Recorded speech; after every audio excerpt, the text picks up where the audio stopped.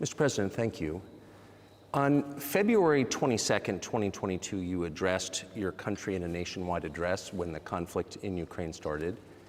And you said that you were acting because you had come to the conclusion that the United States, through NATO, might initiate a, quote, surprise attack on our country.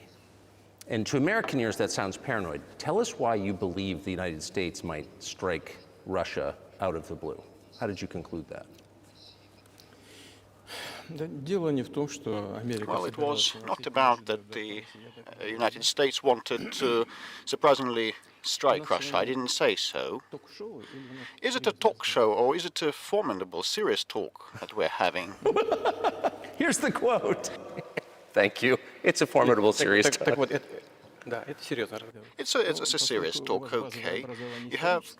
You are trained in history, as far as I know. Yes. So I'll allow myself like to spend a minute to give you a reference note, a debriefing, if you don't mind that. Please. Well, look, our relationship with Ukraine, what was the starting point of the relationship? Where does Ukraine come from?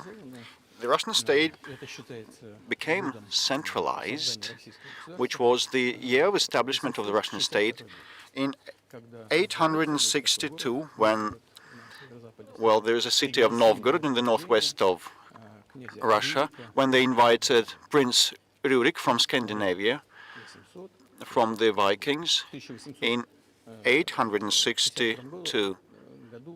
In 1862, 1,000 years since the establishment of the statehood was marked, and there is a memorial dedicated to that in Novgorod. In 882, the successor of Rurik, Prince Oleg, who actually was a regent to Rurik's young son, came to Kiev. He ousted two brothers that used to be in the past, had been in the past members of the crew of Rurik. And so there were two centers of the statehood, in Kiev and in Novgorod back then. The next red letter date was 888. The conversion into Christianity, when Prince Vladimir accepted Eastern Christianity, the Orthodox faith in Kiev. Since then, the centralized power in Russia got entrenched with a single territory, a single economy, one and the same language. And after the baptism of Rus, they had the same faith and the rule of Grand Prince, and the centralized Russian state was fledgling. Thanks to different reasons, after the succession to throne practices were introduced by Yaroslav the Wise, after he'd passed away, there was not direct order of succession from father to the eldest son, but it was the horizontal from the demised prince to his brother, and all that led to the partitioning, feudal partitioning of ancient Rus. Same happened in Europe. It was a natural process, but that partitioned state, Russian state, became and fell prey to the empire established by Genghis Khan, and Khan party came to Rus, pillaged all the cities, and different cities like Kiev and others lost their independence, while northern cities of Russia preserved part of their sovereignty. They paid tribute to the yoke. And later, the centralized Russian state became fledgling in northwestern part of Russia, and the southern lands of Russia were gravitating towards another center, the one of Europe, the Grand Lithuanian Dukedom, Duchy, the Lithuanian-Russian Duchy, as the ethnic Russians constituted a big part, and they were Orthodox in faith and they spoke the ancient Russian language then there, but later Poland, the Kingdom of Poland and the Grand Duchy of Lithuania were unified, and another unification in spiritual sphere was signed, and part of the Orthodox priests were now subordinate to Pope. So those lands were transferred to the Polish and Lithuanian state, but for decades the Poles tried to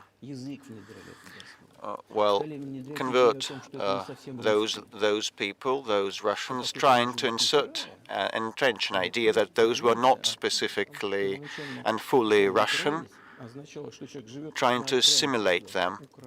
Ukraine means the trim of the nation, the trim of the land, the border area. So some of them were border guards or something, but there was not about a specific ethnic group. So the Poles tried to assimilate the Russian population there and treated those lands in a tough or cruel even way. All that led to that part of the Russian lands struggle for their rights. They wrote letters to Warsaw claiming that their rights were to be upheld. I beg your pardon, can you tell us what period? I'm losing track of where in history we are. The Polish oppression of Ukraine. It was in the 13th century, 13th century, 14th century. 13th century. And I'll tell you what happened later, and I'll keep track of the dates. In 1654, or a bit earlier, the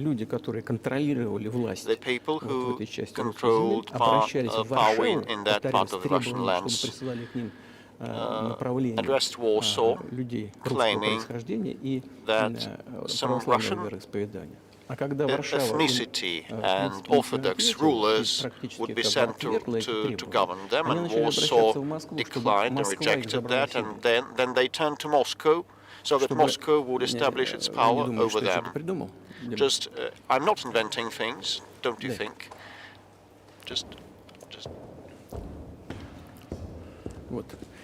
I'll give you these documents. It doesn't sound like you're inventing it. I'm not sure why it's relevant to what happened 2 years ago. Well, still, these are copies from the archive with letters from Bogdan Khmelnytsky, the one who controlled that part of the Russian lands that is now called Ukraine, and he wrote to Warsaw claiming that the rights be upheld, and when he was rejected, he received a refusal, he started writing to the Tsar of Moscow, wishing to be part of the Russian lands. And there is a translation in Russian and in English, probably. Russia would not accept them straight away, because they feared that a war with Poland would be unleashed. In 1654, the Zemsky Council decided that this part of the ancient Russian lands be accepted as part of the new Russian land. And the war with Poland began, and it lasted for 13 years, and afterwards a truce was enacted after the 1654 Act. 32 years afterwards, the eternal peace with Poland was established and proclaimed. And all the left bank of the Dniester River, including Kiev, Dnieper River, was part of Russia, became part of Russia, and the right bank of Dnieper became part of Poland. And in under the rule of Catherine the Great, Russia returned all those historical lands of its. And that all happened and lasted till the revolution. But before World War I, using the ideas of Ukraine ethnicity and origin, the Austrian General Staff started promoting the Ukrainian origin and Ukrainian identity, because in the view of the First World War, they wanted to weaken the prospective enemy.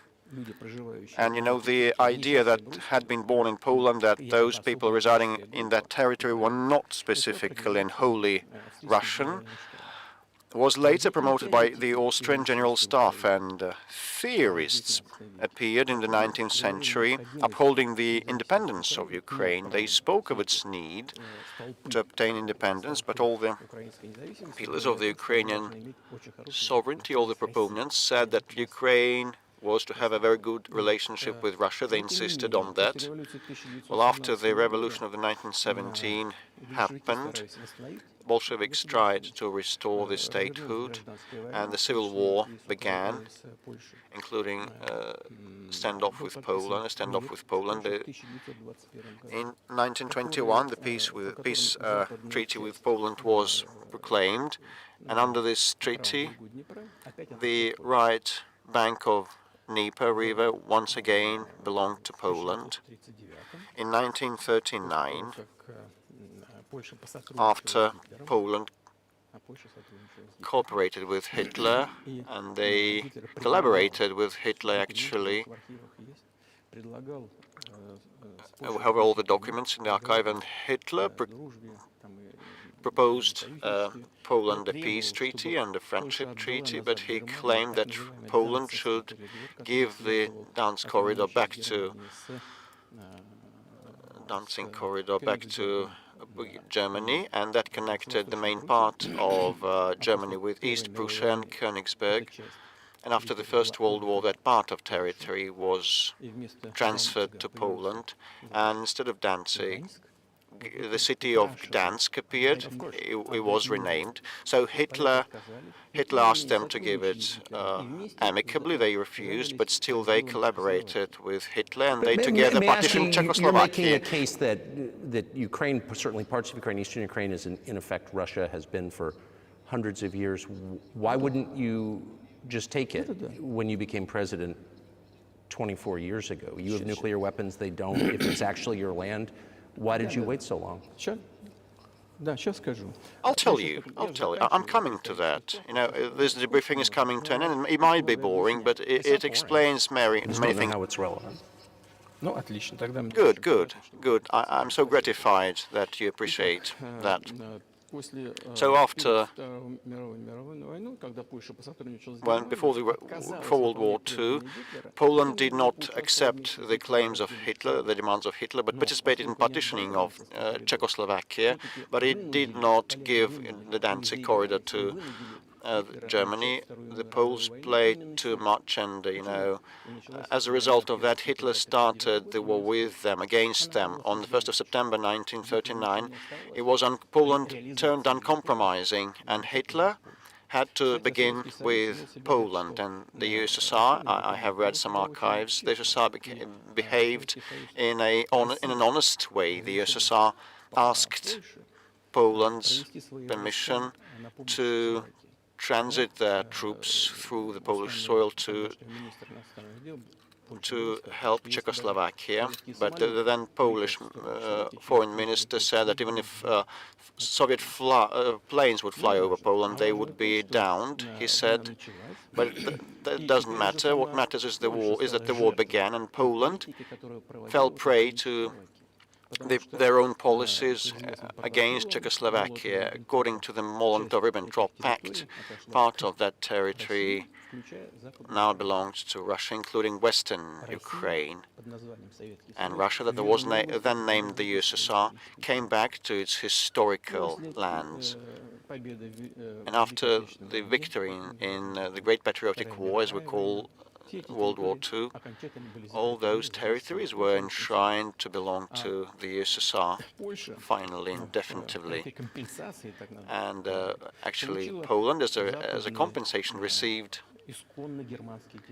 the originally German Western lands,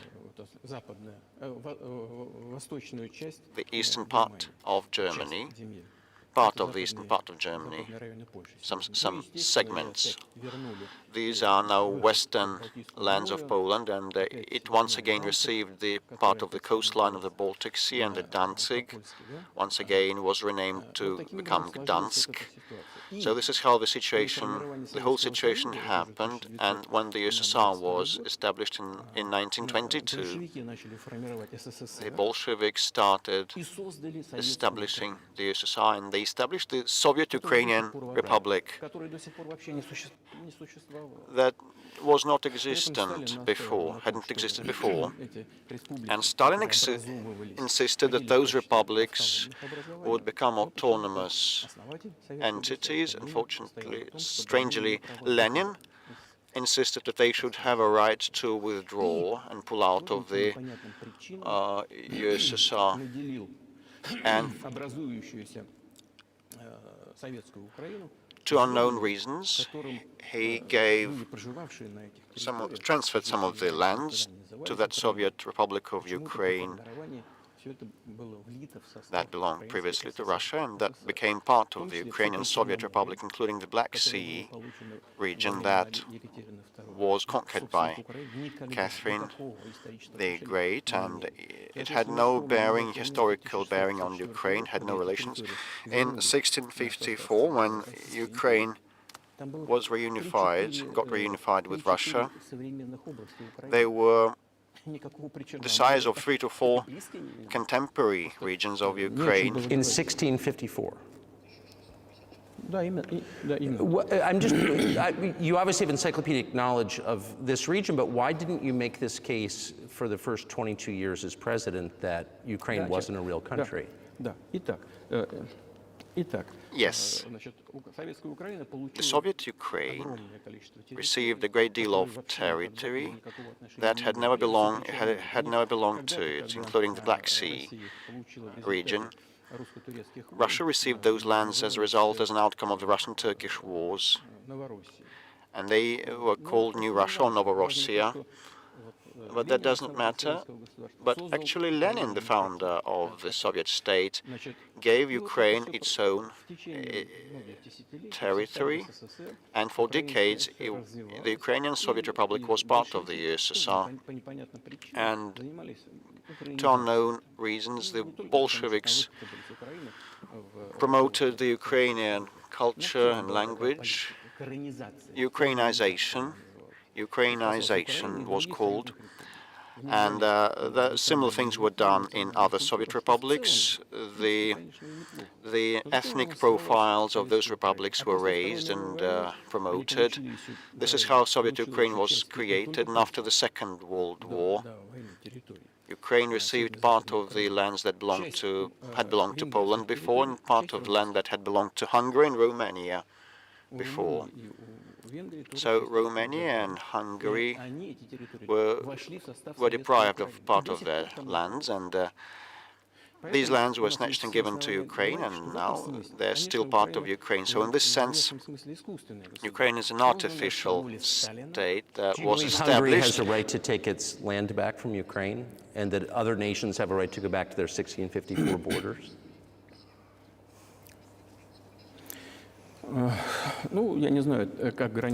I'm not sure whether it should come back to the 1654, but if anyone believes, and everyone believes, that the Stalin regime rule saw a lot of violations of human rights and violation of the rights of other nations, in this sense, actually, one can state that they may have a right to claim those lands back. Have you told Viktor Orban that he can have part of Ukraine?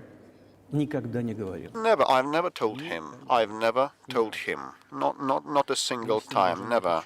We haven't even had any conversation on that. But I actually know for sure. Of course, the Hungarians who live over there, they want to get back to their historical land. Moreover, just an interesting anecdote, a personal one I would like to share with you, let me diverge a little bit. Somewhere in the 80s, I think I went on a road trip through the USSR from Leningrad on a car via Kiev, then I went to western Ukraine. I went to the town of Beregovoye, and all the names of the cities and towns over there are were in Russian, and also in one language I didn't understand. It was Hungarian, it was not Ukrainian. So I went through a village, and there were men sitting next to their houses, and they were wearing black suits, three-piece suits, and in cylinder hats, and I was wondering whether those were artists, and I was told these were Hungarians, and I asked, what are they doing here? And they say, that's their historical land, they live here.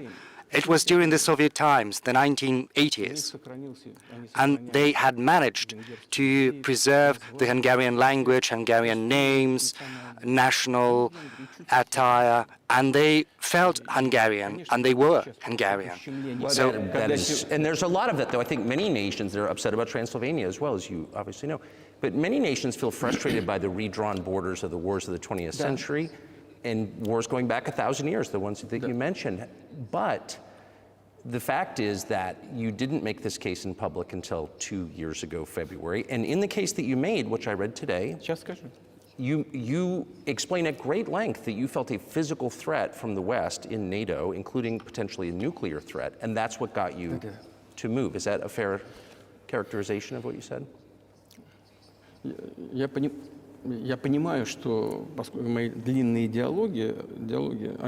Well, yes, I understand that probably a long soliloquy does not fit the genre of an interview. So I asked whether that was a show or a serious talk, and you said it was a serious talk, so bear with me, please. So we are coming to the point where the Soviet Ukraine was established. Then in 1991, the Soviet Union collapsed, and everything that Ukraine had got as a gift from Russia, well, it took with it. And generally, I'm coming to the current point in time. The collapse of the Soviet Union was basically the initiative of the Russian leadership. I do not understand what they were thinking back then, but I suspect that there were several elements to their rationale, several reasons. First, I believe that the then Russian leadership thought that the fundamental basic relations between Russia and Ukraine, such as common language, because 90% back then spoke Russian, familial ties, because, 1 in 3 Russians have families or some other ties in Ukraine, common culture, common history, common religion. These are fundamentals, also being in one single state for hundreds of years. These are fundamentals, just as the economic interconnections. And that is what drove the Russian leadership to think that inevitably the relations would be good between the two countries. And secondly, as an American citizen, I want you and your audience to know that the Russian leadership thought that, okay, the USSR would cease to exist, but there would be no more divisive lines of ideological nature. They also thought that Russia, voluntarily, of its own volition, decided to dissolve the Soviet Union, thinking that the civilized West, as it were, would see that as an invitation to friendship and alliance. That is what Russia was expecting from the US and the collective West as a whole. There were some smart people, in particular in Germany, Egon Barth. He was a prominent politician from the Social Democratic Party, and in personal talks with the Soviet leadership before the collapse of the Soviet Union, he was insisting that a new collective security system should be established in Europe. Yes, he thought that help should be given to the reunified Germany, but also it was supposed to create a security system involving the US, Canada, and he said if NATO would expand, then it would be back during the Cold War, but only closer to Russia's border. He was very smart, but no one listened to him. And, you know, we've got some talks from archives, and he got angry. He said, if you don't listen to us, I am never setting my foot in Moscow once again. He was very frustrated with the Soviet Union, and his prophecy came true. Yeah, well, of course, it did come true, and you've mentioned this many times. I think it's a fair point, and many in America thought that relations between Russia and the United States would be fine with the collapse of the Soviet Union and the end of the Cold War, that the opposite happened. But you've never explained why you think that happened, except to say that the West fears a strong Russia, but we have a strong China the West does not seem very afraid of. What about Russia do you think convinced policymakers they had to take it down? The West is afraid of a strong China more than it fears a strong Russia, because it's just 150 million people in Russia and it's 1.5 billion people in China, and also China's economy is growing at more than 5% a year. So the potential is enormous. You know, Bismarck used to say the most important thing is the potential, and China potentially is the biggest economy in the world in terms of purchasing parity. It's outstripped the US. But let's not talk about who is afraid of whom. Let's not talk in such terms. Let's get back to the fact that after 1991, when Russia expected that it would be inducted into the brotherly nation of civilized nations, it didn't happen. Well, you tricked us. Well, I'm not talking about you personally. I'm talking about the US. We were promised that NATO would not expand eastwards, but there were 5 waves of expansion. And we bore with that. We tolerated that. We were trying to reason with them, because we were saying, we are like you right now. We are, you know, a capitalist economy. Let's come to terms. Let's find an agreement. You know, let's look at Yeltsin times. There was a moment when, you know, the gray cat crossed our path, as it were. You know, Yeltsin came to the US, he spoke in Congress, he said the good words, and these were the signals. These were the signals telling you, let us in. But then, you know, remember the developments in Yugoslavia. Before that, Yeltsin was lavished with praise, but then he raised his voice in support of Serbs, and we couldn't but do that. Yes, I understand there were some complex processes underway, but Russia couldn't help raising its voice in support of Serbia, because Serbia is a brotherly nation, also an Orthodox culture. So Yeltsin spoke in favor of Serbia. But what did the US do? In violation of international law and the UN Charter, they started bombing Belgrade and the US, and it was the US that let the gin out of the bottle. Moreover, when Russia was indignant, when it was protesting, it was told that the international law and the UN Charter had become obsolete.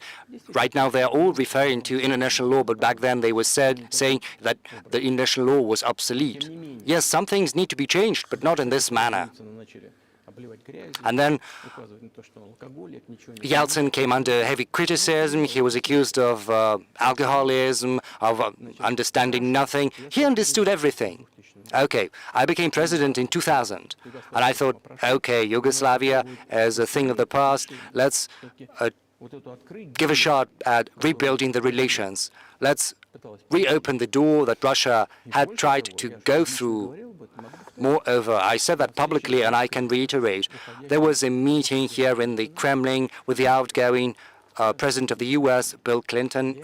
We sat in the room next door, and I told him, Bill, what do you think? If Russia asked to be admitted into NATO, do you think it would happen? He said, it's interesting. I think yes.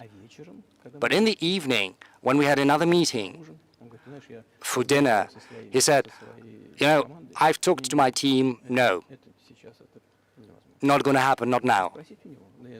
So you can ask him. I think he'll watch this interview. I wouldn't have said anything like that if it hadn't happened. Were you sincere? Would you have joined NATO? Listen, I asked a question. I said, is it possible? And the answer was no. But if he had said yes, would you have joined NATO? If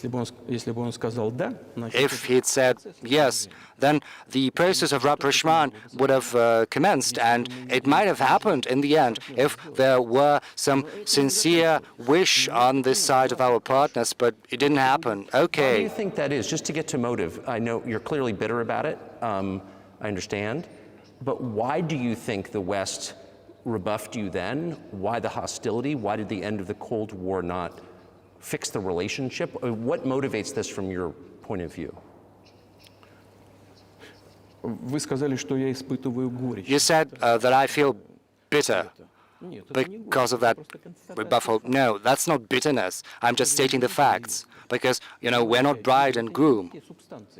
These are not the terms we've got to use in speaking about such matters. We understood that they were not expecting us there. Okay, we said, let's build relations in another manner. Let's look for common ground elsewhere. Why we got that negative response, you should ask your government. I could only guess.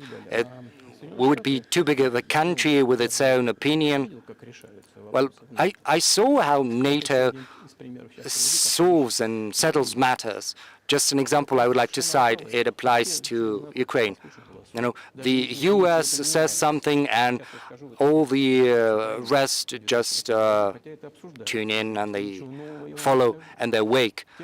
I'm not going to open any secret to you or say anything new, but after that conversation, we made different attempts at building relations.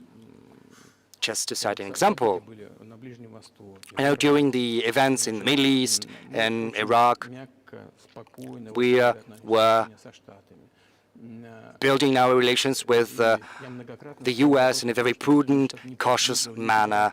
And I always ask the US not to support separatism in the Northern Caucasus, but they still continued with that financial information support, even military support. And that support was flowing in from the US and from its satellites, support towards terrorist bands in the Northern Caucasus. I once talked to a colleague of mine, a president of the US, and I raised that issue, and he said, it's impossible.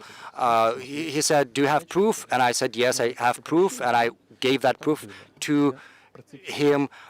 And do you know what his response would be? He said, I would give him a good thrashing. That's what he said. Kick their ass, he said. And we were waiting for some response, reply, and I asked a colleague from FSB, to contact his counterpart in the US.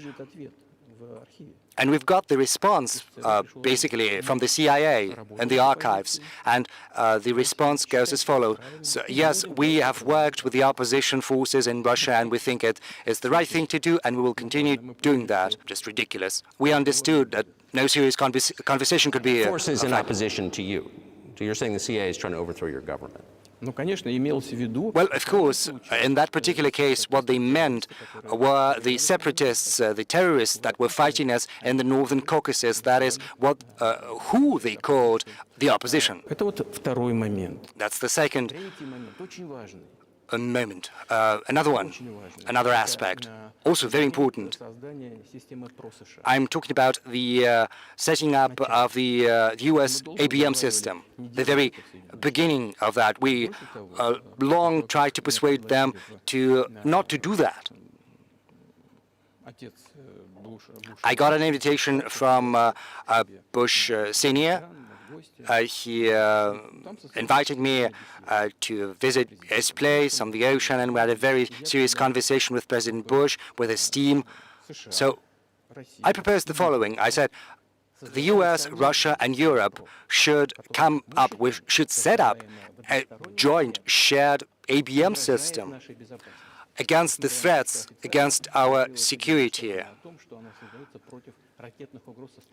Even though, the official statement of the U.S. was that the ABM system they were setting up was against Iran, the threat of Iran. So I suggested, why not join forces together, the U.S., Russia, and Europe? And I got a very interesting response. They asked me, are you serious? Let me ask, what year was this? Well, I don't remember. We can look it up on the internet when I was in the U.S. at the invitation of Bush Sr. And it's easier to learn from someone I'm going to tell you about in a sec. And they told me, yes, that is a very interesting proposal. And so I said, just imagine if we can solve this strategic task together, the world would change. Yes, we would probably have differences, economic differences, political differences, but we would drastically change the situation of the world. And they asked me, are you serious? And I said, yes. They said, we need some time to think. And I said, okay, go ahead. And then, at this very room where we're talking, we got former CIA Director Gates and also State Secretary Rice. They sat here opposite from me at this table.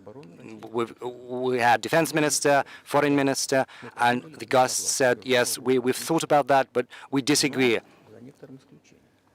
So twice you've described U.S. presidents making decisions and then being undercut by their agency heads. So it sounds like you're describing a system that's not run by the people who are elected, in your telling. Yes, exactly. So yes, they just rebuffed us. I'm not going to reveal all the details because that was a confidential conversation, but our proposal was declined. It's a fact. And I said, okay, listen, but in that case, we will have to come up with a response, and we'll have to come up with offensive systems that are capable of overcoming your ABM systems. And they said, your systems are not against you, and we'll assume that yours are not against us. And we had to come up with the hypersonic intercontinental missiles, and we continue to develop this technology, and we are ahead everyone in the world in terms of hypersonic offensive systems. And day in, day out, we are perfecting these systems. We proposed that another path should be followed, but our proposal was rejected. Now, as for the NATO expansion eastwards, they promised us that they wouldn't move an inch to the east, but it was not enshrined on paper. So there were 5 waves of expansion. And the Baltic states did join, and Eastern Europe in general. And now I'm coming to the crux of the matter. They came to Ukraine. In 2008, at the Bucharest summit, a statement was made saying that the doors were open to Georgia and Ukraine to join NATO. Now, as far as decisions are made in NATO, Germany, France allegedly were against, some other countries, European countries. But, President Bush is a very tough guy. And as I was told afterward, I was told that he had exerted pressure on them and they had to acquiesce. So it's like in a kindergarten, where are the guarantees? Who are they? They got under some pressure and they had to agree. Okay, but then they say, Ukraine is never going to join NATO. And I say, I know that you agreed to open the doors to Ukraine in 2008. There is no guarantee that you're not going to do the same sometime in the future. So I don't know whom to talk to over there. We are willing to talk, but who to? Whether regarding the guarantees, no guarantees at all. And they started entering the Ukrainian soil. This was the for history about how that territory developed and what relationship they had with Russia. Each second or third person there has had ties with Russia. So when the elections happened in the new sovereign Ukraine as a result of the Declaration of Independence of Ukraine that said that Ukraine was a neutral state, but all of a sudden in 2008 NATO doors were opened to that. So it's so interesting, but we hadn't agreed to that. We didn't come to terms on that. All presidents that rose to power in Ukraine relied on voters, on the electorate that had a good relationship and a good attitude to Russia. The southeast of Ukraine had always had a good attitude to Russia. And, it was very difficult to dissuade this electorate. And Mr. Yanukovych rose to power afterwards there. He won the election after Kuchma. The rerun was organized. There was not enshrined in Ukrainian constitution. This was a coup, actually, a coup d'etat. Just imagine someone in the United States wouldn't like the outcome. No. Prior to that, before. So after President Kuchma retired, Yanukovych won the election, but his opponents did not acknowledge his victory, and the United States backed the opposition, and a rerun was held, which actually was virtually a coup d'etat, and the United States backed that.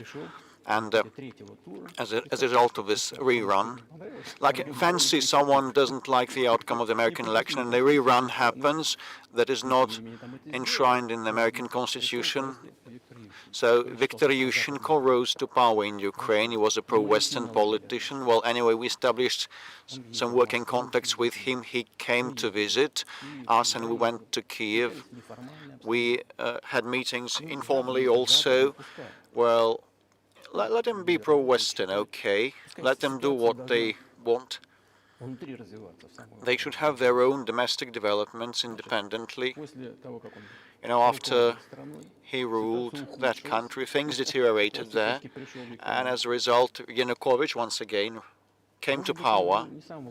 He may not have been the best president. I'm not sure. I wouldn't like to give any assessments. But, the matter of the association with the EU was brought up. We always were quite loyal on that. Okay, but when we read the draft agreement, it turned to be a problem for us because us and Ukraine had a free trade area and open customs borders, and Ukraine had, according to that association agreement, opened their borders to Europe, and that would float our market duty-less.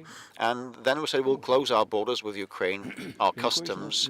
And Yanukovych started doing his reckoning and counting whether Ukraine will lose or gain, and he stated to his Ukrainian counterparts that he had to think, and destructive opposition activity began straight away, and it ended up with Maidan, with a coup d'etat in Ukraine. So he did more trade with Russia than with the EU? Ukraine did? Yes, of course, of course. It's not about the volumes of trade, the quantities. It's about the cooperation ties that the Ukrainian economy relied upon. And those cooperation ties between enterprises and factories had been there since the Soviet times, like an enterprise would produce components for final assembly, both plants in Ukraine and Russia, and there was very close cooperation, but a coup d'etat happened afterwards. It was perpetrated, unfortunately. Well, I wouldn't like to speak of details, but the United States said, you calm Yanukovych down and you would mollify the opposition. They said, let it drift.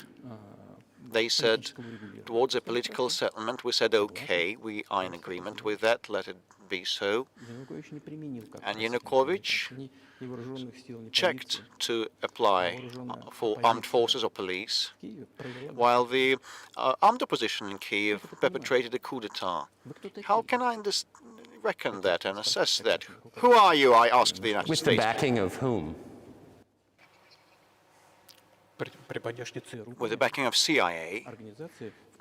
Definitely, this is an entity that you wanted to become part of.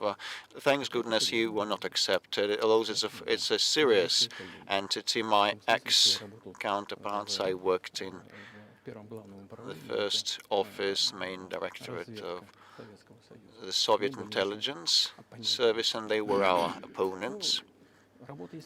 Well, you know, this is work. Well, technically, they did the right thing. They attained what they wanted, the outcomes they wanted. They changed the power in Ukraine. But politically, it was a blunder, a colossal blunder. And the political leadership probably should have calculated otherwise. And they were to have thought what it would lead to. In 2008, they opened doors of NATO to Ukraine. In 2014, a coup d'etat was perpetrated with their help, and this was a coup d'etat, and those who did not recognize this coup d'etat were persecuted, and they created a threat to Crimea and had to take Crimea under our protectorate. They began warfare in Donbass, applying artillery and aviation against civilians in Donbass. We have the footages with fighter jets bombing Donetsk, flying over that, and they had a major military operation. They failed and had another one and another one. Against the backdrop of military development of that territory of NATO and open doors of NATO. So we actually had to express our concerns, otherwise it would be negligence, criminal negligence on our part. It would have been criminal negligence, because the American leadership, political leadership, drove us to the borderline that we could not overstep, and that would destroy Russia, and we had to support our creed mates, our faith mates. What was but that was 8 years before the current conflict started. So what was the trigger for you? What was the moment where you decided you had to do this?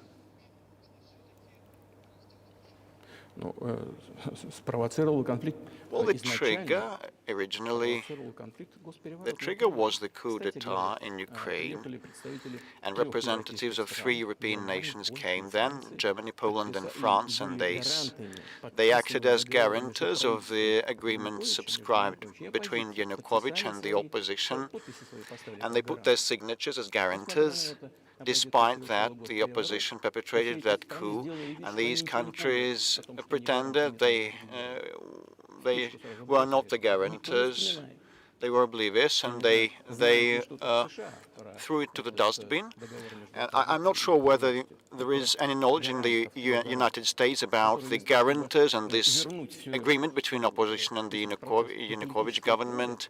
And instead of a political settlement, they supported the coup, they backed the coup. There was no point in that, actually, believe me, because Yanukovych agreed to everything, and he was ready for early election, and he stood no chance to succeed, to win. Why then perpetrate this coup and all those victims? And why pose a threat to Crimea and launch an operation against Donbass? I cannot understand that. I cannot fancy. This is the miscalculation of theirs, and the CIA did its part, played its part. One of the deputies of secretaries of state said that they spent around $5 billion on that. But why do that? Why have they done that?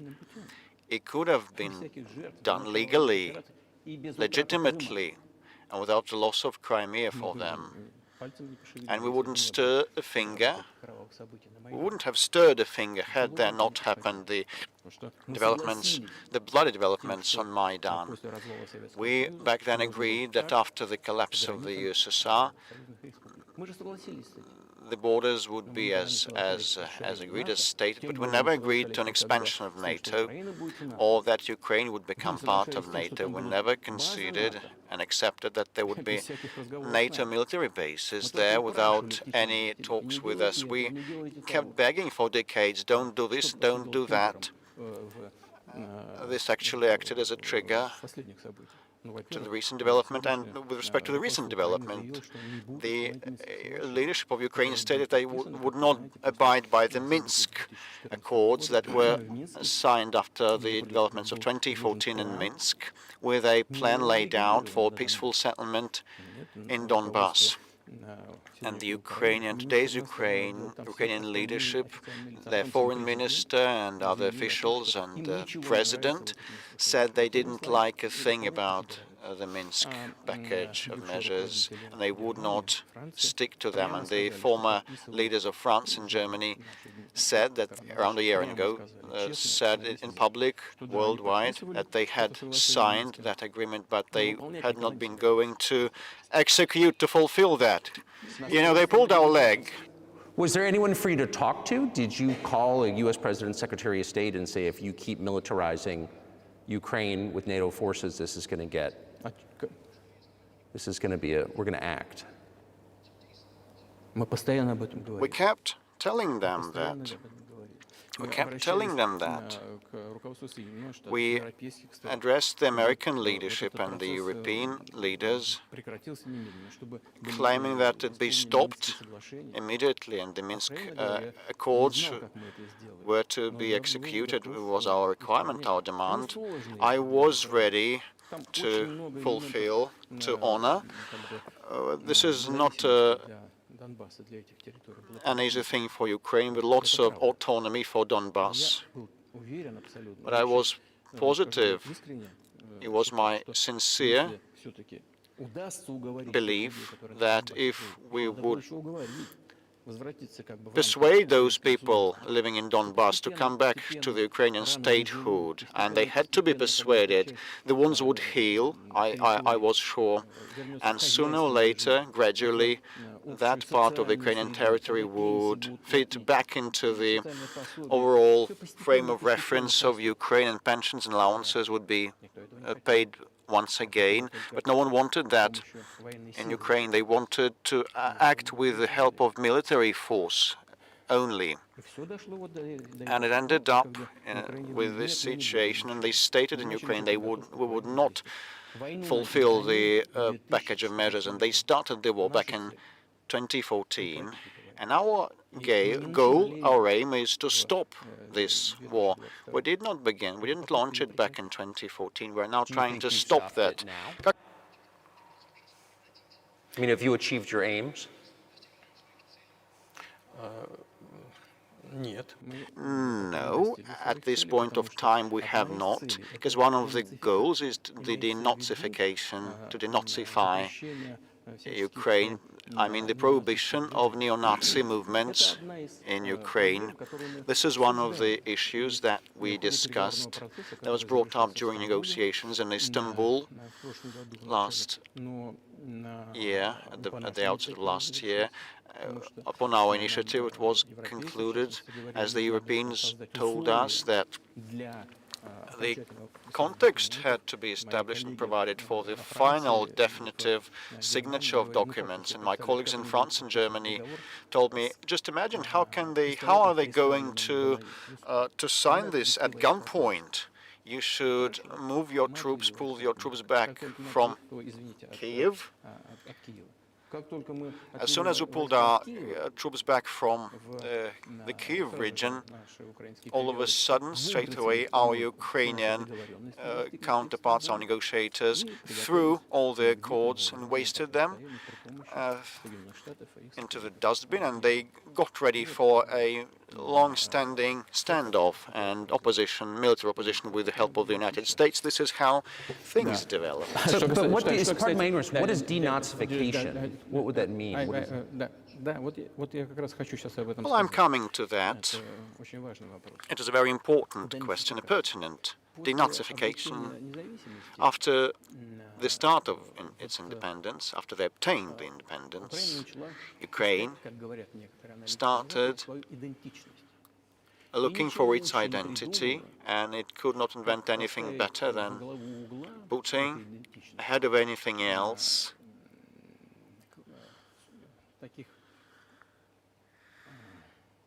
the false heroes that collaborated with Hitler. I have already said that in early 19th century, the theorists of a future prospective Ukrainian independence appeared. They assumed that an independent Ukraine was to have a good relationship with Russia. But in the course of the historical development, and those territories were part of Poland, Ukrainians were persecuted, and this identity was pressed upon, the crackdown upon, and that all remained in people's memory. And when World War II began, part of that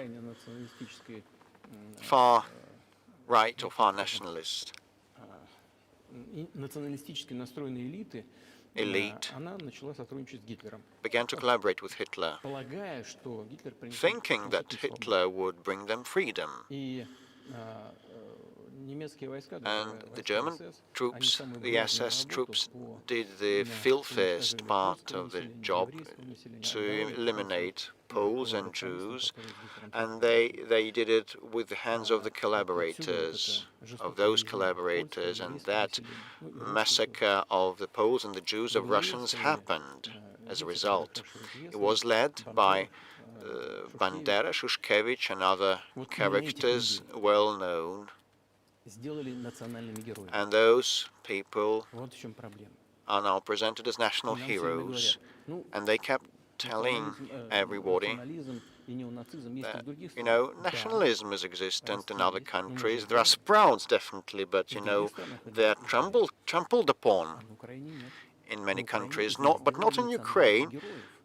In Ukraine, they are converted in national heroes. They're turned in national heroes, and monuments are erected to them. They are put on banners, and their names are chanted by the torch processions across the country. But those had annihilated, eliminated, exterminated Poles and Russians and Jews, and probably this glorification should come to an end. Any nation, I'm saying that they're part of Russian people. They're saying that we're a separate nation. If they believe to be a separate nation, they have a right to think so.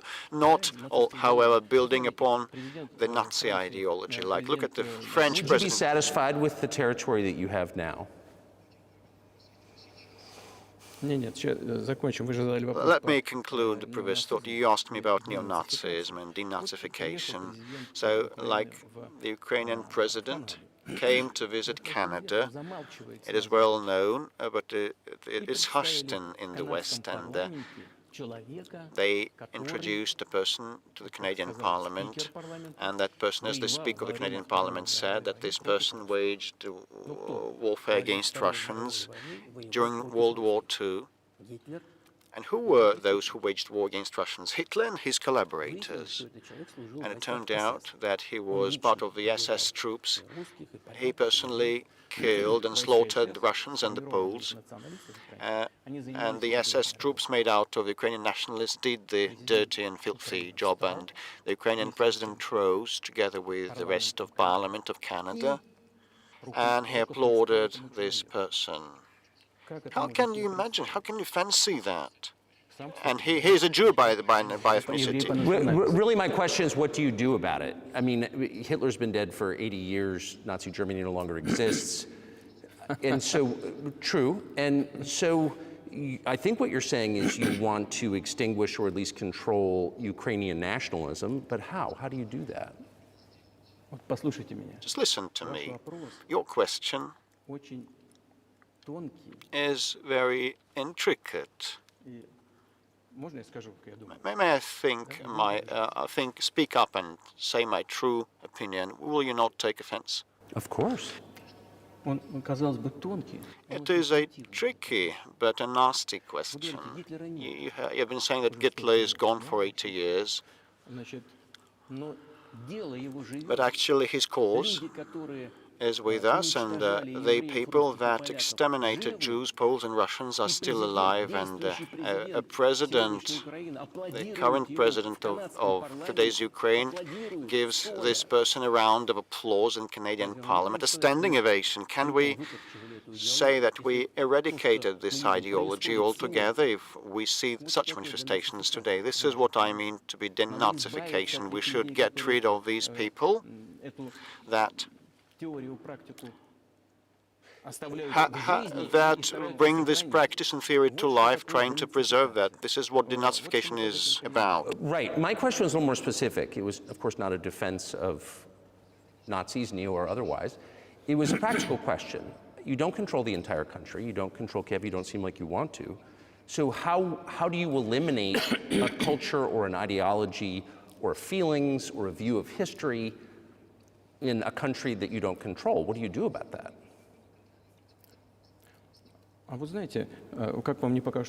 Well, you know, strange as it may seem to you, during the talks in Istanbul, we did come to an agreement. And, you know, everything was put on paper, saying, like statements that no Nazism, neo-Nazism would be cultivated in Ukraine, that it would be prohibited at the legislative level. So we did come to an agreement on this subject. And this can be achieved through talks. And there's nothing humiliating in that to Ukraine as a modern civilized state. Does any country have the right to propagate Nazism? No. That's it. Will there be talks, and why haven't there been talks about resolving the conflict in Ukraine, peace talks? Well, these talks did happen, and they did reach a very high point of according our positions. It had been difficult, but these talks were almost finished. But once we withdrew our troops from Kiev, the other side, namely Ukraine, simply discarded all the agreements that had been achieved, and it noted an agreement following the orders of the US and the Western countries to fight Russia until victory. Moreover, the Ukrainian president introduced a legislative ban on having negotiations with Russia. He signed a decree that bans anyone from having talks with Russia. How can they have talks if he prohibited himself from doing that and the rest as well? Yes, we do know that there are some ideas with regard to this settlement, but in order to come to an agreement, you need to have dialogue, right? Well, but you wouldn't be speaking to the Ukrainian president, you'd be speaking to the American president. When was the last time you spoke to Joe Biden? Well, I don't remember. Well, we could look this up. Well, why do I have to remember everything? You know, I've got many things to attend to.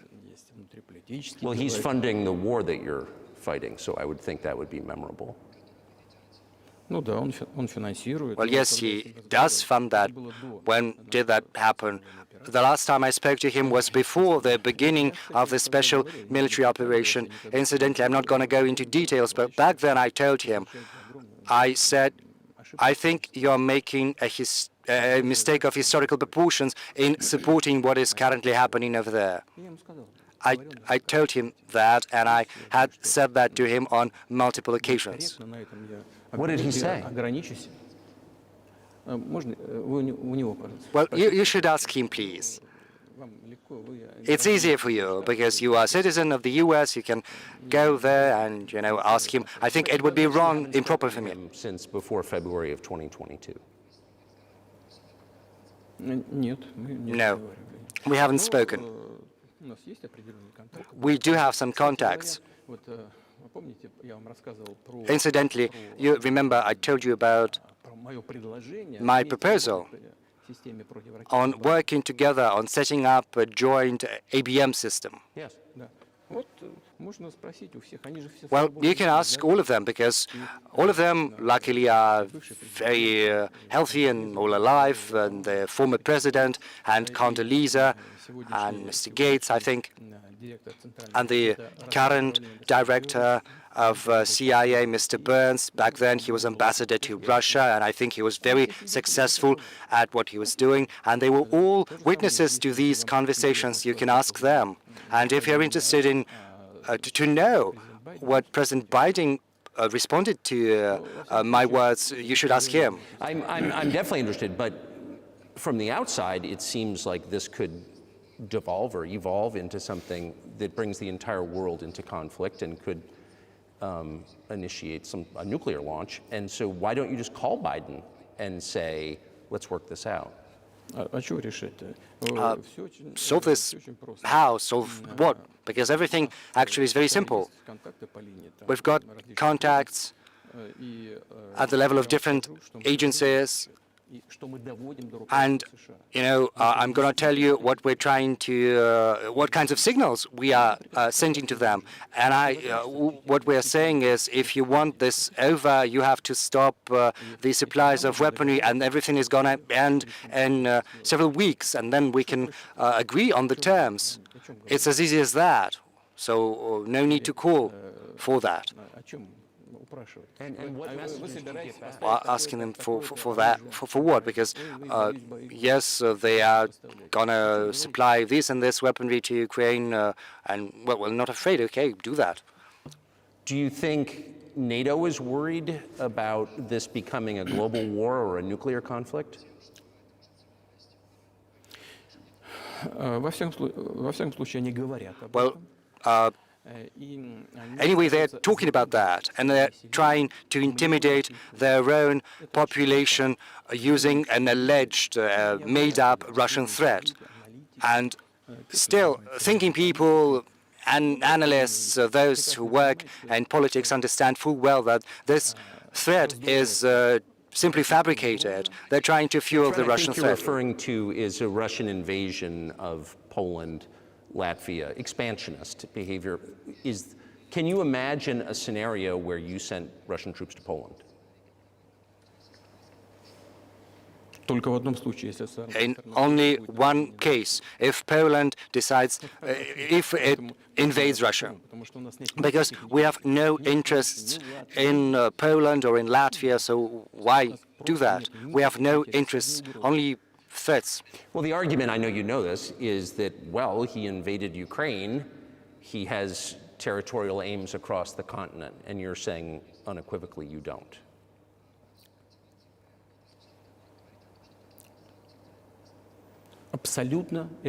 Absolutely. No. I rule this possibility out. You don't have to be an analyst, because that goes against common sense, to get involved in a global war. Because a global war would push humanity as a whole to the brink of extinction. Yes, there are means of deterrence. That's true. You know, they were making threats saying that Russia would use tactical nuclear weapons tomorrow or the day after tomorrow. But these are, well, you know, it's just like a boogeyman for rank-and-file citizens to make the U.S. taxpayers, the European taxpayers, you know, to pay up for military action in Ukraine, and their goal is to weaken Russia as fully as possible. One of our senior United States senators from the state of New York, Chuck Schumer, said yesterday, I believe, that we have to continue to fund the Ukrainian effort or U.S. soldiers, citizens could wind up fighting there. How do you assess that? Well, I think it's provocation, and a cheap one to boot. I don't understand why American soldiers would have to fight. You know, there are mercenaries from the U.S. in Ukraine. The biggest number from mercenaries comes from Poland and then the U.S. If someone wants to dispatch regular troops to Ukraine, then that would, no doubt, put humanity on the brink of a very serious global conflict. Does the U.S. need that? Why? Fight someone thousands of kilometers from your national territory. Don't you have other things to look into? I think there are issues on the border, issues with migration, with external public debt, you know, like to the tune of more than 30 trillion US dollars. There are other things to do. Isn't it better to come to an agreement with Russia? Given the current developments, given that you understand that Russia is going to fight for its national interests until the very end. So this should compel us to get back to common sense, to have respect for our country, for our interests, and to search for solutions. I think this would be far smarter and far more sensible. Who blew up Nord Stream? You did. I was busy that day.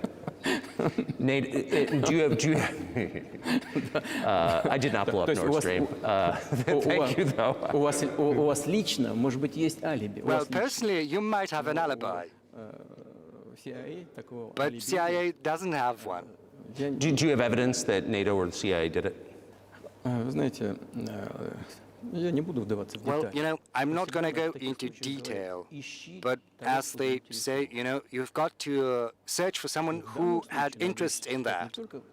And in this particular case, you have to search not just for someone who is interested in that, but also someone who has the capabilities, because there are many people who are interested in that, but, you know, not everyone is capable of scouring the bottom of the Baltic Sea.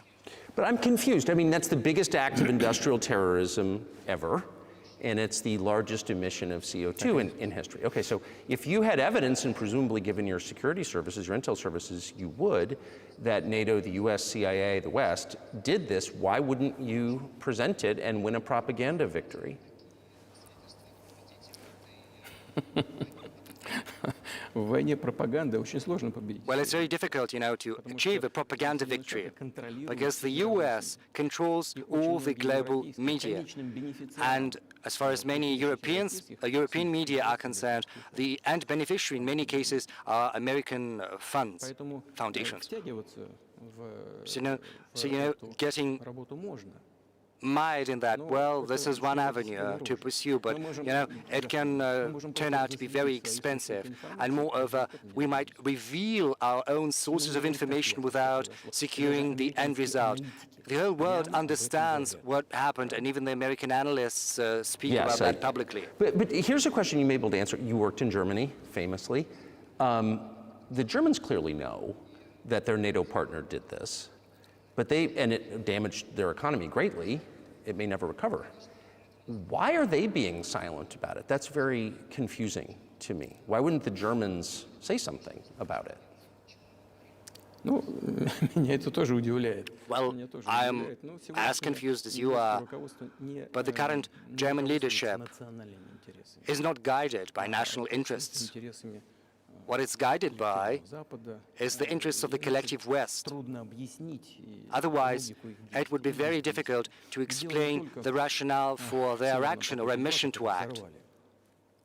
В Северном потоке-1, который взорвали. Well, yes, Nord Stream Северный поток-2 1 was blown up, Nord Stream 2 has been damaged, but one of the strings is still very much alive, and you can get gas through this line, but they're not getting that. We are willing to do that, but they're not asking for that. There is another route via Poland, and Poland has shut that down. But Poland is eating from the hands of Germans. They're taking money from the European funds, whereas the biggest donor to those funds is Germany.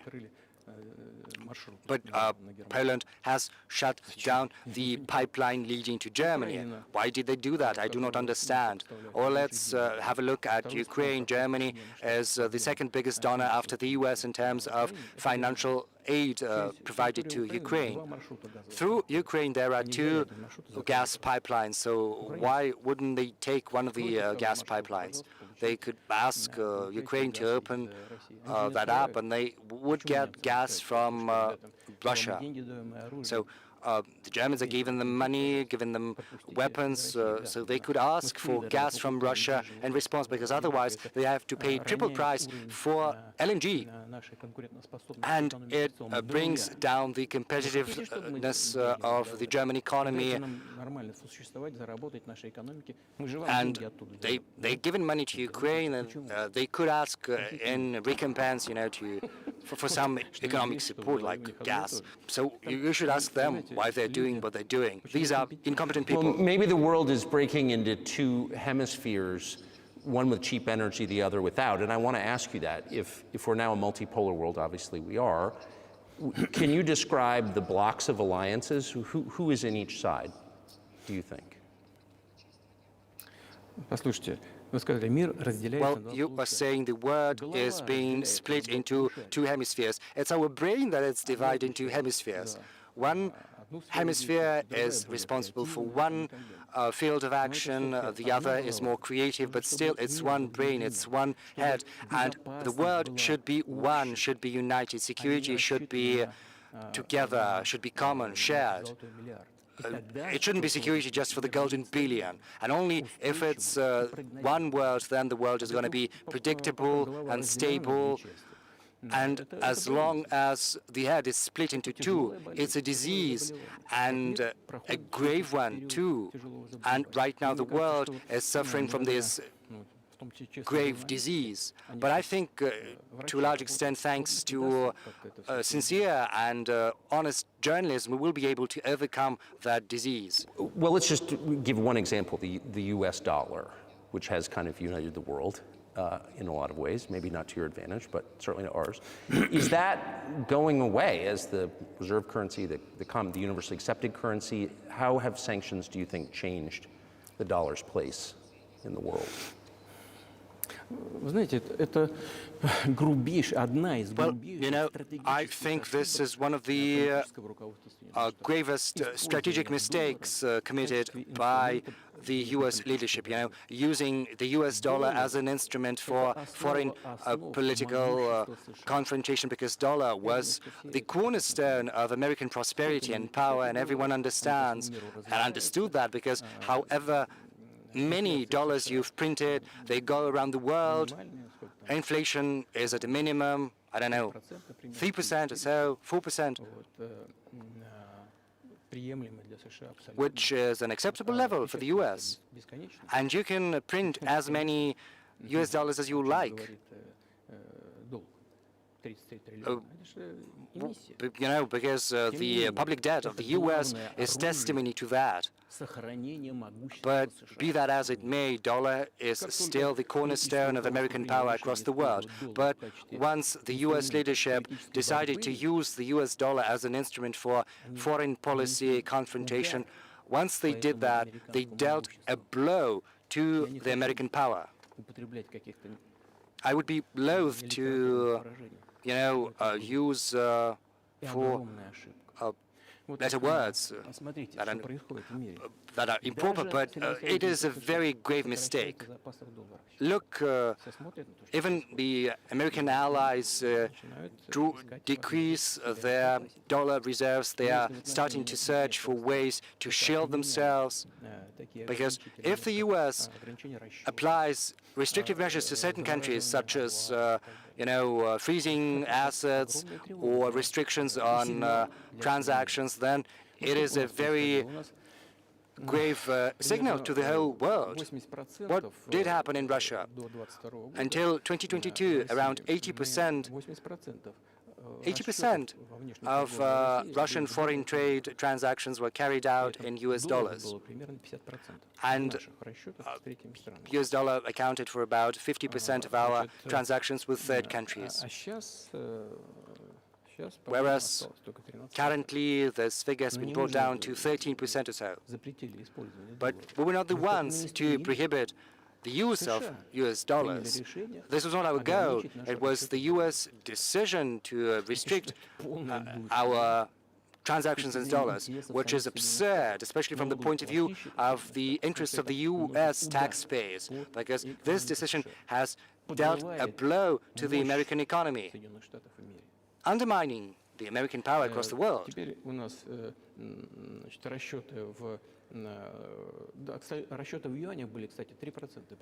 Incidentally, our transactions in yuan accounted just for 3% right now.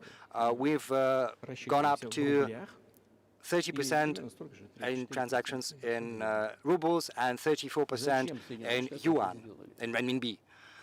So why did the US do that? I think it's self-conceit. They thought that the Russian economy would collapse, but it didn't.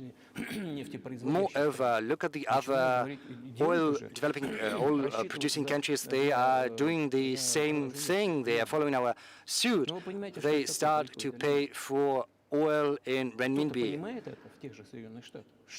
Do they understand what they're doing in the US? What are they doing? It's like undermine their own prosperity.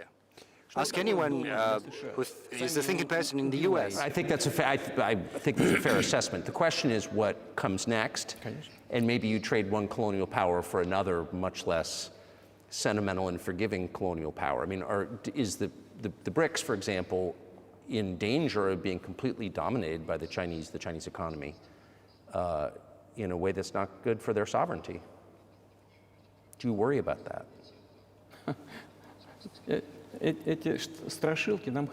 These spooky stories, we've heard them before, bogeyman stories.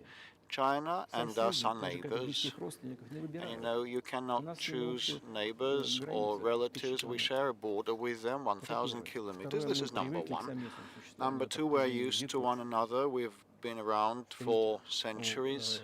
In terms of our coexistence, third, the foreign affairs philosophy of China is not aggressive.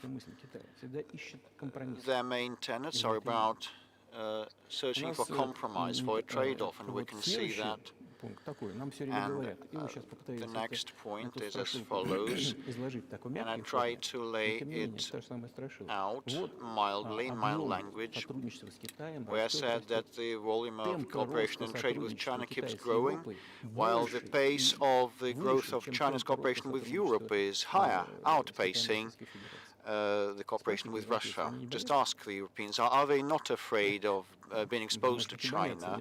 They might be, but anyway, they want to enter the Chinese market when they face the economic issues now. They're facing economic issues now, and the Chinese enterprises and companies are tapping into the European market. And there are a lot of Chinese entrepreneurs and businesses in the US.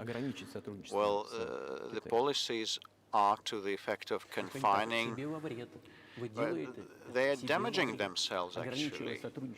Trying to confine, limit cooperation with China, you're damaging your economy. This is a very intricate matter, and there can be no silver bullet solutions.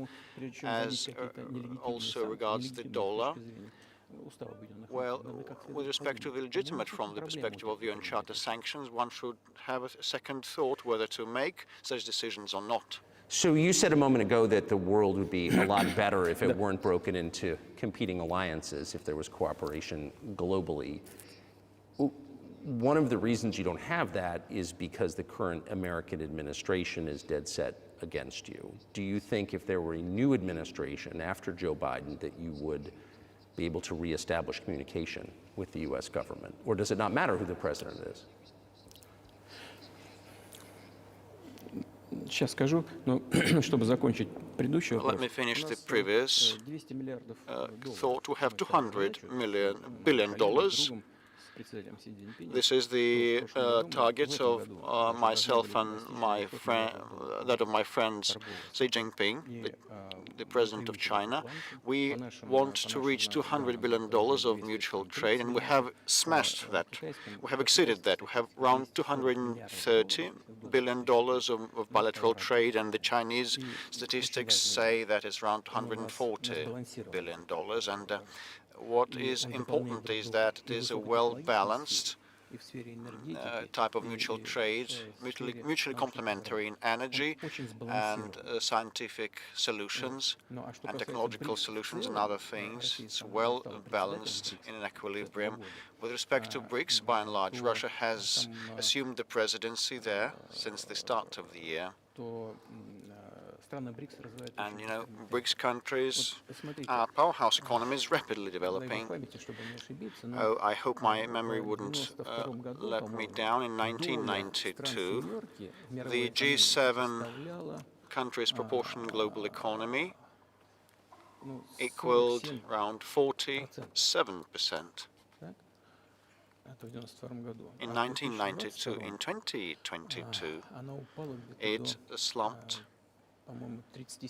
down to 30-something%, while the BRICS share was 16% in 1992, and now it is in excess of the G7 share in global economy, and that has nothing to do with Ukrainian developments. The global trends manifest themselves in this way. This is inevitable. This will keep happening. It's like the rise of the sun. You cannot prevent the sun from rising. You have to accommodate and adjust the United. How does the United States accommodate that? With help of force, sanctions, pressure, bombings, armed forces applied everywhere. This is about conceit. Your political elite does not understand that the world has been changing, and it is an objective process, a natural process, and you have to make proper decisions, timely decisions, to preserve its level of dominance. And such gross actions would lead to the opposite results. This is obvious today. You've just asked me whether another administration in the US would change things. It's not about the leader, the personality or administration. I had a very good relationship with George Bush, and I know that in the United States he is treated as a simple countryside guy that has little idea of things, but it's not true. And with respect to Russia, he did a lot of mistakes also. I told you about the Bucharest summit of NATO in 2008 to open doors to Ukraine, but you know, it was under Bush, and he put pressure on the Europeans. But actually I had a good personal relationship with them, interpersonal, and it was no worse than any other American or Russian or European politician. He knew what he was doing, as well as other people. I had a good relationship with Donald Trump. It's not about the personality of the leader, it's about the sentiment of the elites. If the American society has the prevalence of domination at all costs, with the help of resorting to force, things will deteriorate, keep deteriorating. But if they come to a conclusion, they come to infer that the world is changing and it is a natural process that cannot be helped, they have to adjust themselves using the advantage that the American nation still has. In this case, something will change for the better. The Chinese economy has become #1 by PPP. They have outpaced the US in volumes. And then there is India, 1.5 billion people living there. Then comes Japan, fourth, and Russia is fifth global largest economy. Last year it became the largest economy in Europe, despite all the restrictions and sanctions. Do you think it is natural? A lot of sanctions are exerted against us. We have been disconnected from SWIFT transaction system, and our ships are under sanctions. Our vessels, oil-carrying vessels and aircraft of ours. The biggest number of sanctions in the world is applied against this country, and we have become the biggest economy of Europe over that period of time. The instruments and the policies of the United States are ineffective, so they should think what to do. If they come to understand that, I mean the elites, the ruling classes, things will improve, and the leader of the country will probably act in the interests of the voters and the decision makers at different levels. But you're describing two different systems. You say that the leader acts in the interest of the voters, but you also say these decisions are not made by the leader, they're made by the ruling classes. You've run this country for so long, you've known all these American presidents. What are those power centers in the United States, do you think? Like, who actually makes the decisions? I don't know. America is a very complex system. On the one hand, it's conservative. On the other hand, it has been changing rapidly, and it is hard to have an idea, an exact idea of what is happening. And each state has its own legislation. Each state has its own regulation, and they can bar people from candidates from elections, and they have the two-tier electoral system. It is very hard to know it quite well. There are two main parties, dominating parties, the bipartisan system, and there is the decision-making center. But anyway, look, after the collapse of the USSR, there was an erroneous, unfounded policy against Russia, the policy of pressure. NATO expansion means pressure, and the backing of separatists in the Caucasus, and the ABM, the missile defense system establishment, is also about pressure. Then Ukraine was dragged into NATO. It is also an element of pressure. Why so? Because excessive production capabilities were created. Lots of think tanks and centers and Soviet studies professionals that knew no other thing, and they persuaded the political leadership that they should keep pressing Russia, mounting pressure to partition Russia, with several quasi-states on its territory, so that their aggregate potential and capability would be used for further struggle with China. This is a mistake, because there have been too many professionals dealing with the opposition to the USSR. Probably there is need for new, fresh blood and forces, and people that are forward-looking and know what is happening worldwide. Look at Indonesia, 600 million people, a huge population that you cannot turn a blind eye upon, and Indonesia is now entering the club of the leading economies, and despite all economic problems, the US has a good economic situation, and the growth rate is around 2.5%, if I'm not mistaken. But actually, if you want to provide for a good future, you have to change the approach to what has been happening. The world will anyway change, irrespective of what is the outcome of the Ukrainian situation. The world has been changing, and the pundits and experts in the US start writing that gradually the United States changes its policies to the world, but whether it's abrupt, quick and painful, or smooth and gradual, this is the question. And these are the ideas of people that are not anti-American in nature, that they are looking and tracking the global developments. And we need to have more forward-looking people that can analyze things and recommend something to the political leadership.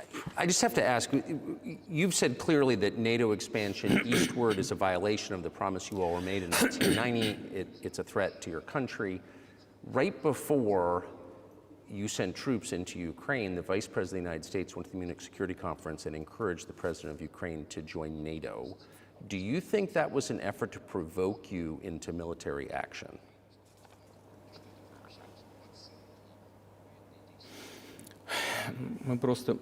Я еще раз повторяю, мы многократно Well, we repeatedly, on many occasions, suggested that decisions to the problems that emerged in Ukraine after the coup in 2014 should be found with peaceful means, but no one listened to us. But the Ukrainian leadership that was under the American control stated all of a sudden that they would not honor the Minsk arrangements. They didn't like a thing about that, and they kept waging warfare in that territory. And the NATO military structures, tapped into the Ukrainian soil with training centers and military bases established under these guise. And in Ukraine, they proclaimed that the Russians are not an original nation, not an authentic nation, and they enacted laws that would limit the rights of the ethnic Russian and Russian speakers. Ukraine received the southeast as a gift from Russia, but all of a sudden they stated that Russians were not an authentic ethnicity there. In their totality, all these things brought about the desire to stop the war launched by the neo-Nazis in 2014 in Ukraine with the use of force. Do you think Zelensky has the freedom to negotiate a settlement to this conflict?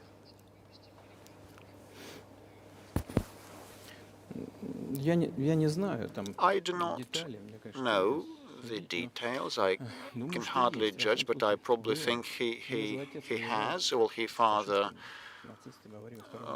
was at war against the Nazis in the Second World War. I spoke with him once about that. I told him, Vladimir, why are you supporting the neo-Nazi in Ukraine today when your father fought them? It was the front line. I would not respond wouldn't say what he responded. It would be inappropriate. But with respect to liberty and freedom, of his, he rose to power.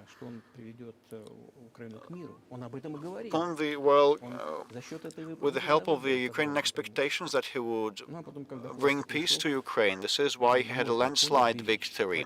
But when he rose to power, he figured that probably it would be better not to quarrel with the neo-Nazis and nationalists because they are aggressive, and you can expect anything, they are loose cannon. And the second point is that the West will keep supporting those who are against Russia always because it's beneficial. So this is why he adopted this position, despite the previous promises and pledges to his people to stop the war in Ukraine. So he deceived his own voters. But do you think at this point, as of February 2024, he has the latitude, the freedom to speak with you or your government directly about putting an end to this, which clearly isn't helping his country or the world? Can he do that, do you think? А почему нет? Он же Well, why not? считает себя главой государства. Well, he believes himself to be head of state. He won the election, although we believe that all those things that happened after 2014 originated from the coup d'etat, and today's authorities are flawed, deficient, and, you know, he believes himself to be president, and the United States and Europe recognize him and acknowledge his status. Well, we had talks with Ukraine in Istanbul, and we nearly came to terms, and he knew about that. And Mr. Arahami, who led the negotiating team of Ukraine, still is head of Ukraine's ruling party faction in their parliament. So he still is head of that presidential faction. So he's still an MP, and he subscribed the preliminary instrument in Istanbul. And publicly later he said that we were ready to sign it, but Mr. Johnson, the then Prime Minister of the UK, came and dissuaded us to do so, saying that better go to war with Russia, and they would give us anything and everything so that we would return all the lands we lost, he said. And they agreed, he said. His statement was made public. He said it publicly and openly. Can they come back to that or not? Do they want it or not? And afterwards, the Ukrainian president issued a decree prohibiting to negotiate with us. Let him strike it down. Let him repeal that decree.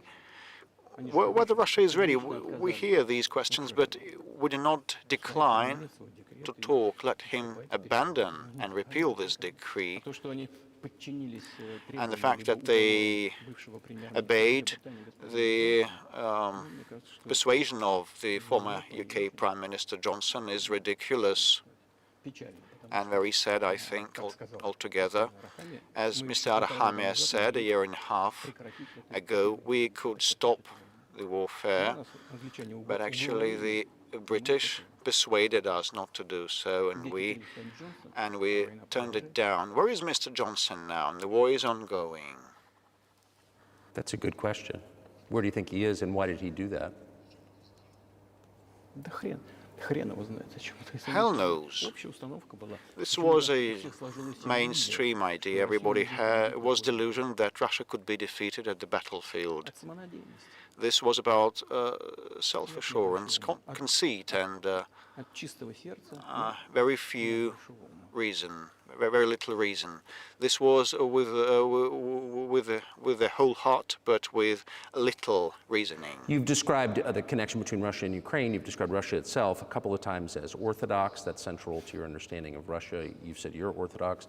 What does that mean for you? You're a Christian leader by your own description. So what effect does that have on you?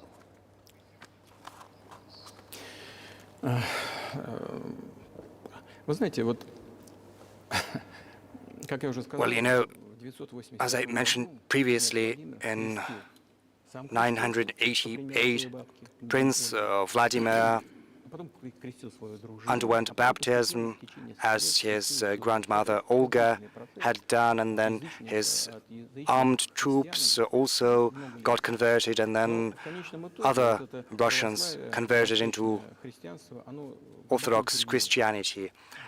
It took some time, and then it put some roots, very deep roots, in the minds of Russian people. When Russia expanded, taking in other nations and peoples professing Judaism, Islam, Buddhism, Russia was always very loyal to those who followed other religions, and this was the source of Russia's power. There's no doubt about that. All world religions I have mentioned, and which are also traditional religions of the Russian Federations, have almost the same precepts. The values in these world religions are very close, if not identical.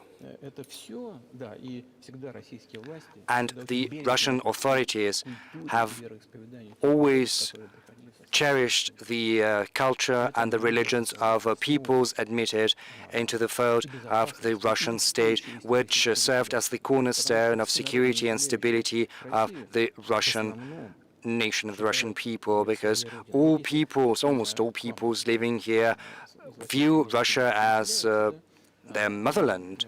So if there are people coming to the US from Latin America, or there are migrants coming to Europe, very often they come from their historical land to you, to European countries, whereas those who profess other religions than Orthodox Christianity in Russia still view Russia as their motherland. We are all one big family, and our traditional values are very close. I said this is one big family, but each family also includes other smaller families, and this is the basic foundation of our society. And if the family has tight-knit connections, then that is exactly the case, because you cannot assure a normal future for your children unless you ensure a normal future for the whole country. But can I say that the one way in which the religions are different is that Christianity is specifically a nonviolent religion. Jesus says, turn the other cheek, don't kill. How can a leader who has to kill, of any country, how can a leader be a Christian? How do you reconcile that to yourself?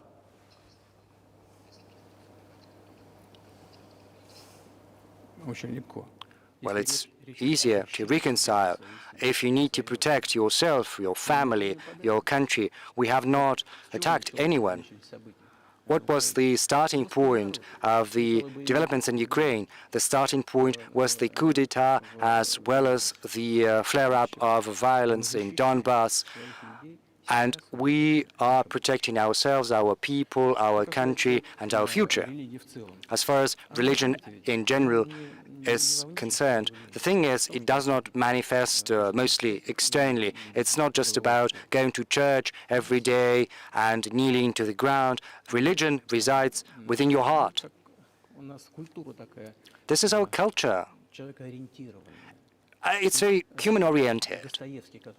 You know, Dostoevsky is very well known in the West as a genius of the Russian culture and the Russian literature. And he spoke about that a lot. He spoke about the Russian soul. The thing is, Western society is more pragmatic, whereas a Russian person, a Russian is more concerned about eternal things, moral things, values. Maybe you'll disagree with me, but I think Western culture is more pragmatic. I'm not saying this is a bad thing. This is what gives the golden billion the chance to show some very good achievements in practical terms, in science. The thing is, we look the same, but our conscience, our mindset are somewhat different. Well, so do you see the supernatural at work as you look out across what's happening in the world now? Do you see God at work? Do you ever think to yourself, these are forces that are not human? No, honestly, I don't think that. I think the world community is developing following the inherent laws, and these laws are what they are, and there's no escaping that. It was always like that in mankind's history. Some countries rose, some peoples got bigger, got stronger, and then they left the international stage, losing the quality they had been accustomed to. Well, let's look at Genghis Khan, or the Golden Horde and the conquerors, or let's remember the Roman Empire. You know, you might think that there was nothing greater than Roman history in the history of mankind, but then the barbarians got stronger, got more numerous, and Rome fell. They had a head start, their economy started to grow stronger, and the regime imposed by the Roman Empire fell apart, but it took 5 centuries. The Roman Empire had been disintegrating for 5 centuries. The difference from the current state of affairs consists in the fact that right now the developments are far more rapid than they used to be during the Roman times. So when does the AI empire start, do you think?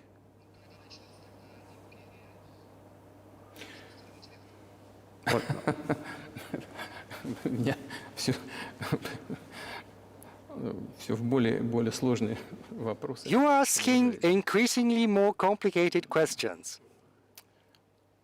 Для того, чтобы ответить, надо In order to respond to this question, you would need to be an expert in big numbers, in big data, in AI. The thing is, humanity is facing a lot of threats in terms of genetics, for instance, because right now geneticists can go as far as to, create a specialized human being like an athlete or a genetically engineered military man. What do you think of that? And a chip has been incorporated into the brain by Elon Musk.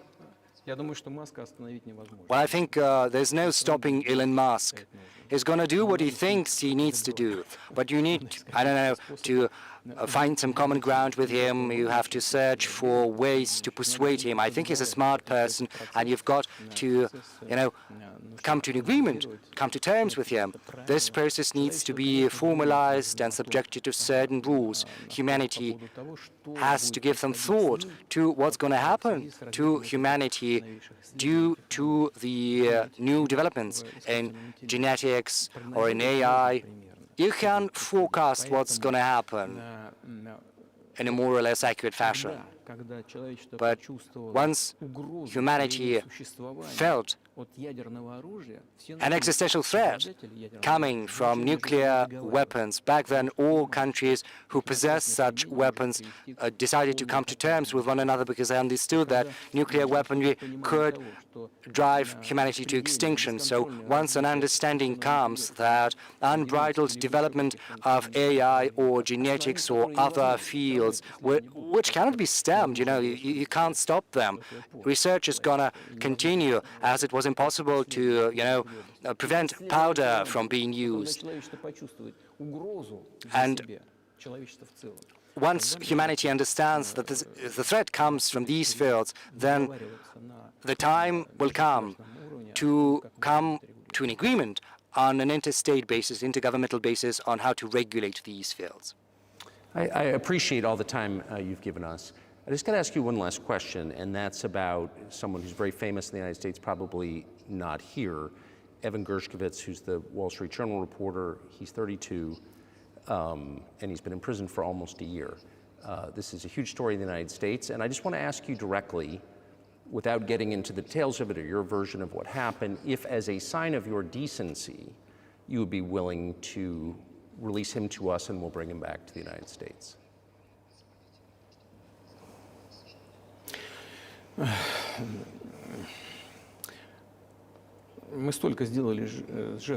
Well, we've done so many gestures of goodwill out of decency that I think we've run out of them. Because we've never seen anyone reciprocate to us in a similar manner. But on the whole, we are willing to talk. We do not rule out that we can do that if there is movement to accommodate us on the other side. And when I talk about the partners, I'm talking about our special services, and the special services are in contact with one another. They are talking about this subject. There is no taboo on discussing this issue. It can be solved, and we're willing to solve it. But there are certain terms that need to be met, that are discussed via special services channels. I think an agreement can be reached. So typically, this stuff has happened for obviously centuries. One country catches another spy within its borders, it trades it for one of its own intel guys in another country. I think what makes, and it's not my business, but what makes this different is the guy's obviously not a spy, he's a kid. And maybe he was breaking your law in some way, but he's not a super spy, and everybody knows that. And he's being held hostage in exchange, which is true. With respect, it's true, and everyone knows it's true. So maybe he's in a different category. Maybe it's not fair to ask for somebody else in exchange for letting him out. Maybe it degrades Russia to do that. Вы знаете, можно как угодно говорить, Well, что шпион, что you can есть определенные give different interpretations to what constitutes a spy, but there are some things under law. If a person gets some secret information, does that confidentially, then that is qualified as espionage. And that is precisely what he was doing. He was receiving some confidential information, is getting that information in secret. Maybe he'd been implicated in that. Maybe he did that out of his own volition or due to carelessness. But as facts stand, this is qualified under law as espionage, and he was caught red-handed when he was receiving that information, and it's been proven. So, if it had been some far-fetched excuse, some fabrication, then it would have been a different story. But he was caught red-handed when he was getting in secret some confidential information. But are you suggesting that he was working for the U.S. government or NATO, or he was just a reporter who was given material he wasn't supposed to have? Those seem like very different things. Я не знаю, на кого он работает. I don't know who he was working for, but I would like to reiterate that getting confidential information in secret is called espionage. Maybe he might have worked under the banner of the American Special Services. I don't think he was working for Monaco, even though Monaco might be interested in getting that information. But it's up to the special services to come to an agreement. And some groundwork has been laid. There are people who, in our view, are not tied to special services. There is a person serving a sentence in an ally country, in a country that is an ally of the U.S., and that person, due to patriotic sentiment, eliminated some bandits in one of the European capitals. During the developments at the Caucasus, do you know what he was doing? I don't want to say that, but I'll do that anyway. He was laying our soldiers taken prisoner on the road, and then he drove his car over their heads. What kind of a person is that? Do you think that's a human being? And, a patriot decided to eliminate that beast, and one of the European countries, he did that at his own volition, or not? Well, that is a different question. Yeah, but Evan Gershkovich didn't do that. I mean, that's a completely different. I mean, this is a 32-year-old newspaper reporter. Он делал другое. Да, он не просто журналист. He is not just a journalist. He's a journalist who was getting confidential information in secret. Yes, that's different, but still, I'm telling you about other people who are basically controlled by the U.S. authorities, whatever they are serving a prison sentence. And there is an ongoing dialogue among the special services, and this has to be done in a calm, responsible, professional manner. The contacts are ongoing, so let them do their work. I do not rule out that the person you've referred to can go back to his country, Mr. Gershkovich. Moreover, it would be senseless to keep him in prison in Russia, but we want our counterparts. The special services in the U.S. should also think about helping our special services in achieving their goals. So we are willing to talk. Moreover, these talks are continuing, and there were many successful examples of these talks crowned with success, and maybe this is going to be crowned with success as well, but we have to come to an agreement. I hope you let him out. Mr. President, thank you. Well, I would also want him to go home, and I'm absolutely sincere with you. But let me say once again, the dialogue continues. The more public we render things of this nature, the more difficult it becomes to resolve them. I wonder if that's true with the war, though. Also, I mean, I guess I want to ask one more question, which is, and maybe you don't want to say so for strategic reasons, but are you worried that what's happening in Ukraine could lead to something much larger and much more horrible? And how motivated are you just to call the U.S. government and say, let's come to terms? Well, listen, I think I said that. We do not refuse to talk, to negotiate. We're willing to do that. It's the Western side, and Ukraine is a satellite country for the U.S. It's evident. I don't want you to take that as a swear word, no. But we understand that that is what is happening. The financial support is there. It's enormous. Germany is following suit. Dozens of billions of US dollars are fueled into Ukraine. There's a huge influx of arms, of weapons. So probably you should tell the current Ukrainian leadership, well, let's stop, let's sit at the negotiating table, rescind this absurd decree. Sure, but you already said it. I didn't think you meant it as an insult, because you already said correctly, it's been reported that Ukraine was prevented from negotiating a peace settlement by the former British Prime Minister acting on behalf of the Biden administration. So of course they're a satellite. Big countries control small countries. That's not new. And that's why I asked about dealing directly with the Biden administration, which is making these decisions, not President Zelensky of Ukraine. Well, if Zelensky administration in Ukraine refuses to talk, then I think they've got the instructions from Washington. That's what I assume. Well, you should explain to Washington that this is not the right pretext. They have to, come up with some explanation which is not gonna insult anyone. So it was not our decision, it was their decision, and it is up to them to rescind that decision, to go back on it. But they took the wrong decision. So why we are the ones to find out a way out? We don't need to correct their mistakes. If it's their mistake, they have to correct it themselves. So I just want to make sure I'm not misunderstanding what you're saying. I don't think that I am. I think you're saying you want a negotiated settlement to what's happening in Ukraine.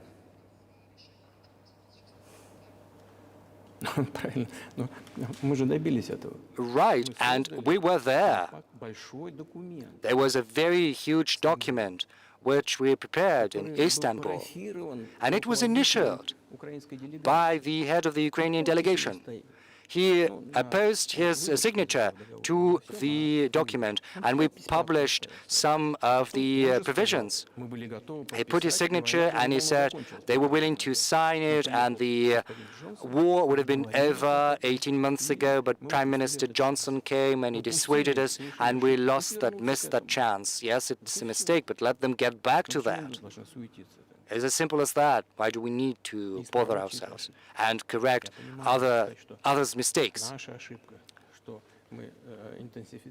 Well, yes, you can say that this might have been our mistake, that we have decided to escalate and use weapons, arms, to put an end to the war that started back in 2014. But let me get you back further to history. I told you, let's get back to 1991. When a promise was given to us not to expand NATO, or let's get back to 2008, when the doors were open to NATO, or let's get back to the Ukrainian Declaration of Independence that proclaimed it as a neutral state, or let's get back to the developments when American and British bases started to be set up in Ukraine, or let's get back to 2014, the coup d'etat, but it's senseless. You can go back to history and go to and fro ad infinitum. It's a mistake, yes, but let them correct that, and we are willing to talk. Do you think it's too humiliating at this point for NATO to accept Russian control of what was 2 years ago Ukrainian territory? Well, I said that. что пусть подумают, как Let сделать them это think достойно, how to come out of this in a dignified manner, если желание есть. if the will is there. До сих пор шумели, кричали. Up until now, Надо there's добиться been a lot of стратегического talk поражения России, about the поражения need на поле боя. to Вот secure a создание strategic большой defeat on the battlefield against Russia. Right now, they're coming to realize that it's impossible. I think it's impossible. It's never going to happen Мне кажется, сейчас inherently. осознание этого And I think they're coming to realize that. контролирует власть на I Западе. mean, those who control Если это осознание пришло, powers in the West, and once the realization has set in, they have to think about that, and we're willing to talk. Moreover, ну ладно, это уже будет Would you излишне. be willing to say, congratulations, NATO, you won, and just keep the situation where it is now? Ну, вы знаете, это предмет переговоров, well, this is a matter for talks, for negotiation, который с нами никто не хочет вести. and no one is willing to talk about Ну, или, точнее сказать, that хотят, with но us. просто не Well, знают. Я maybe знаю, что they want talks, and I know they do want. я знаю, что It's not just I see that, I know the will is there, but they don't know how to go about that. They've driven the situation to the point where we're at. а наши партнеры, оппоненты до этого. And we're not the ones to have done that. It's our partners, our counterparts. Okay, it happened, but they have to think about how to reverse the situation. But maybe we shouldn't say that on camera. Да, было бы смешно, если бы не было так грустно. You know, Вот, и это it would be funny if it were not so sad. You know, and this incessant mobilization in Ukraine, истерика там, the hysteria, проблемы. you know, the domestic problems Рано или they've been поздно plunged into, sooner or later вот что, знаете, что will come to может даже странно в сегодняшней an ситуации. agreement. I know it might sound bizarre in the current situation, Но отношения but между, be that as it may, между народами the восстанавливаются. relations between the two peoples will be rebuilt. It'll take a lot of time, but they will heal. Отличные примеры. And there are, you know, На some поле боя examples. происходят боестолкновения. Конкретный пример. Вот Well, сейчас, секундочку. to cite an Конкретный example, пример. Украинские солдаты попали в окружение. the Ukrainian soldiers were encircled. I'm just drawing this example from real life. Our soldiers were shouting to them, "There's no chance, surrender yourselves and you'll go out alive." В хорошем русском языке кричат: русские не сдаются. And they are shouting, speaking perfect Russian, saying, "Russians do not surrender," you know, from the Ukrainian. То, что происходит, это в известной So степени what элемент is гражданской войны happening currently, to a certain extent, is an element of civil war. на Западе. Думают, что вот боевые And действия everyone всегда in the West растащили think that the hostilities have driven a wedge into these two nations, splitting them apart forever. But it's not going to happen. They will get back together. растаскивают русскую православную церковь. Why are the Ukrainian authorities dismantling the Ukrainian Orthodox Church? Because it brings together not just the territory, it brings together our souls and hearts. And no one will be able to separate that soul. Закончим? Или что-то еще? Shall we end here, or is there anything else? No, I think that's great. Спасибо. Thank you, Mr. President. Спасибо большое. Спасибо. Thank you.